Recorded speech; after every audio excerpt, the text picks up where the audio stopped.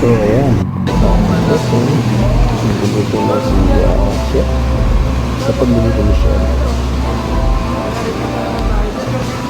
Ayan. Andito na naman po rin tayo. Nagkagawa ng plating. Ayan, lalagyan ng Iimay pa yung ano. Wala, pangit na lagayan mo ng condiments. chips and tomato. Dapat maganda lagayan mo. Kung nagsabi ka, naglagay dala tayo mo. Wala kang dala eh. Ayan, golden style. Alright.